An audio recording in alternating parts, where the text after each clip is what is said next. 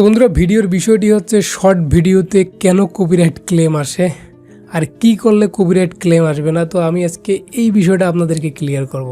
তো আপনারা অনেকেই জানেন, আবার অনেকে হয়তো বা জানেন না যে ইউটিউব শর্ট থেকে অলরেডি বাংলাদেশ কিন্তু সিলেক্ট হয়ে গেছে, অর্থাৎ বাংলাদেশ থেকে কিন্তু আপনি টাকা ইনকাম করতে পারবেন।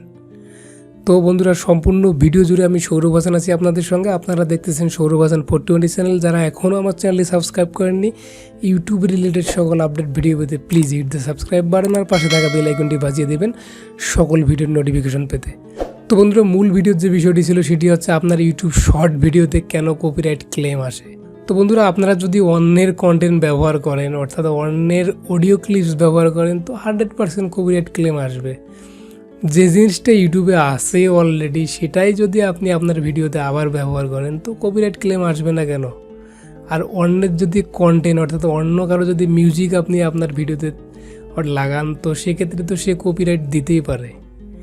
তো আপনারা অনেকেই জানেন, আবার অনেকেই হয়তো বা জানেন না যে যখন আপনি ইউটিউব শর্ট আপলোড করবেন, এ নিয়ে আমার ভিডিও আছে, আমি ডিসক্রিপশন বক্সে লিঙ্ক দিয়ে দেবো, আপনারা পুরোপুরি দেখবেন। তো আমি জাস্ট শর্ট টাইপের মধ্যে বলতেছি। তো আপনি যখন ভিডিওটা আপলোড করবেন, আপলোড করার সময় কিন্তু আপনি সেখানে প্রচুর অসংখ্য ইউটিউবের যে মিউজিক রয়েছে সেগুলো অ্যাড করতে পারেন। আপনি ইচ্ছে মতো অ্যাড করতে পারেন। সেখানে কিন্তু সং রয়েছে, অর্থাৎ লোকাল ল্যাঙ্গুয়েজে বলে গান, বিভিন্ন গান রয়েছে। এই গানগুলো কিন্তু আপনি আপনার ভিডিওতে ব্যবহার করতে পারেন। তখন কিন্তু কপিরাইট ক্লেম আসবে না, কোনো কপিরাইটে আসবে না, অর্থাৎ কোনো নো কপিরাইট ইস্যু। তো আপনি একটা ভিডিও আপলোড করতেছেন, আপলোড করার সময় যদি আপনি অন্য একটা গান, অর্থাৎ ইউটিউবের বাইরে থেকে আপনি সংগ্রহ করেছেন, সেই গানটা যদি আপনি আপনার ভিডিওতে লাগান, তখন কিন্তু অবশ্যই কপিরাইট ক্লেম আসবে। আপনি চুরি করছেন, চুরি করলে তো আসবেই। যার কন্টেন্ট সে অবশ্যই কপিরাইট দিয়ে রেখেছে, অনেকেই ইউটিউবে কপিরাইট দিয়ে রেখেছে।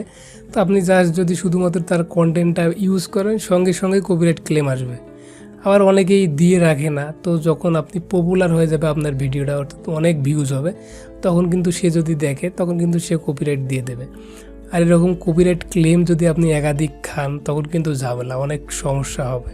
তো বন্ধুরা, আপনারা যে কাজটা করবেন সেটা হচ্ছে, আপনারা যখন ভিডিওটা আপলোড করবেন, আপলোড করার সময় ইউটিউবে যে মিউজিক ভান্ডার রয়েছে, সেখানে কিন্তু প্রচুর মিউজিক রয়েছে। তো আপনি সেখান থেকে আপনার ইচ্ছে মতো আপনি আপনার যে ভিডিও সিনারি রয়েছে, অর্থাৎ ভিডিও সিনস রয়েছে, তার মধ্যে কিন্তু আপনি মিউজিক অ্যাড করতে পারবেন, অর্থাৎ গান বসাতে পারবেন। বিভিন্ন প্রকার কথা রয়েছে ফানি, তো সেগুলো আপনি বসাতে পারবেন। তখন কিন্তু আপনার ভিডিওতে কপিরাইট আসবে না।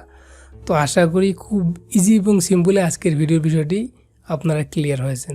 তো ভিডিওর থেকে একটু হলে ইনফরমেশন পেয়ে থাকলে অবশ্যই আপনার মূল্যবান মতামত কমেন্ট বক্সে জানাবেন। যদি ভিডিওটি বেশি ভালো লাগে তাহলে অবশ্যই একটি লাইক দেবেন। আর নিত্য নতুন সকল আপডেট ভিডিও পেতে অবশ্যই চোখ রাখবেন চ্যানেলের দিকে। ভালো থাকবেন, সুস্থ থাকবেন। আল্লাহ হাফেজ।